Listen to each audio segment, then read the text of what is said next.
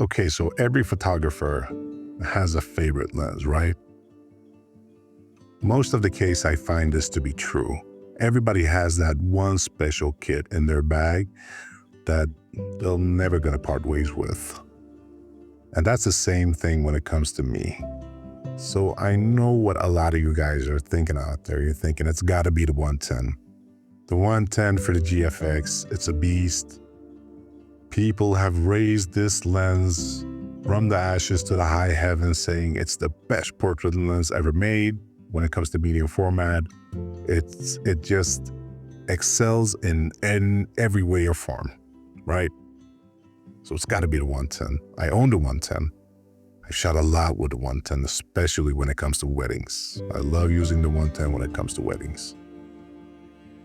But before the 110, which has made me a little bit lazy, I gotta add, because it has autofocus. But before the 110, and before any of the other lenses that I got, for the GFX, I used the Mitakon 85mm GF mount. This lens right here, this is my all-time favorite lens.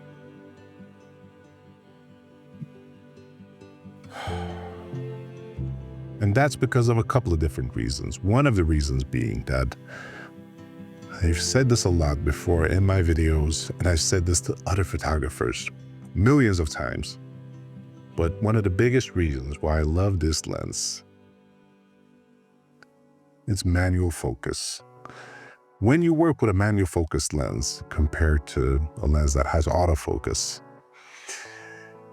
you can't be lazy. You have to shoot with more intent than you've ever done before because every decision matters.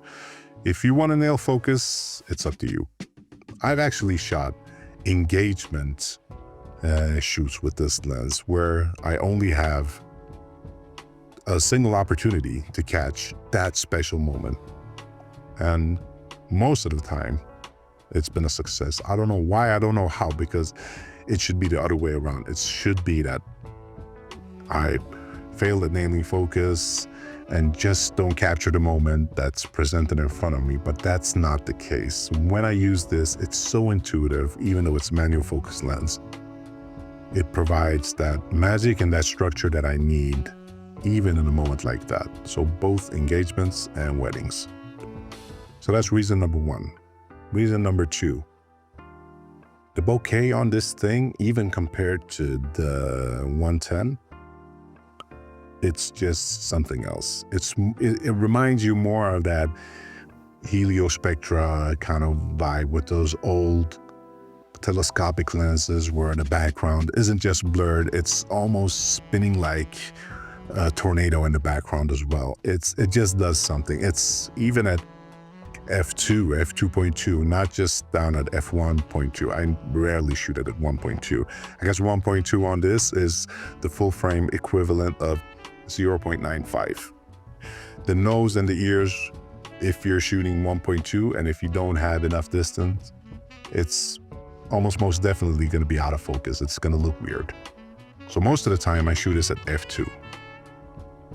And the bokeh, it's so dreamy, it's so beautiful. It renders the image so perfectly while still keeping the subject, I want to say tack sharp, but when you're shooting with a lens like this, you're not looking for tack sharp.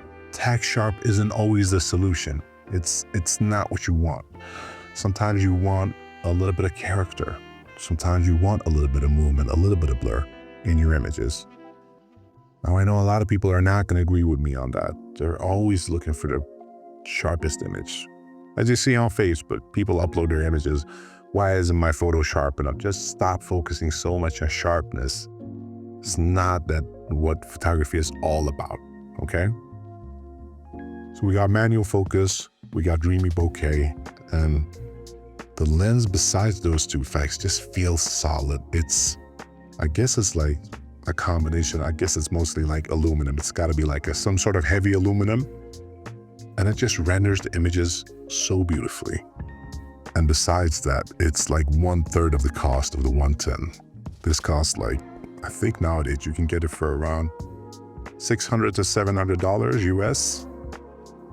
while the 110, which I got used, cost around $1,500. I bought it for $1,500, and at the time when I bought it, you could buy it used for $2,200, so it was a really good deal. And new when the GF came out, the GF 110 came out, it cost around $3,000, $3,200, I think. So it was a lot of money, a big investment in a telephoto lens for a medium format camera, but still. So I jumped on this.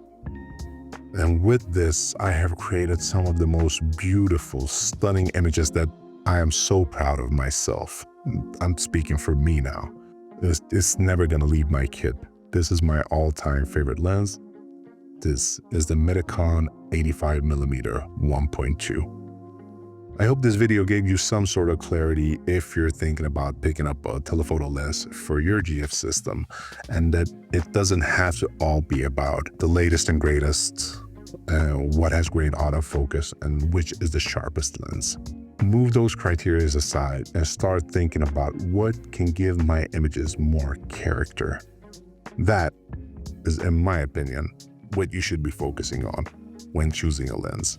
If you don't agree with me, that's fine. Leave a comment in the comment section below. Give me your thoughts. I would love to read them. I read all of the comments, and I mostly respond to all of the comments as well, as long as we keep a good tone in the comment section. And that's all I had to say for today. If you like this video, please like it. If you like my content, please subscribe. And as I mentioned, please leave a comment in the comment section below. I would love to know your thoughts. This is my favorite lens. I love it. Take care now, guys. Bye-bye.